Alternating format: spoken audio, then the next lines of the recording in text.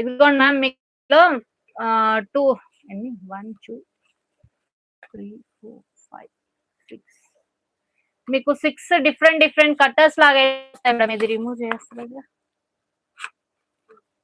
ఎట్లా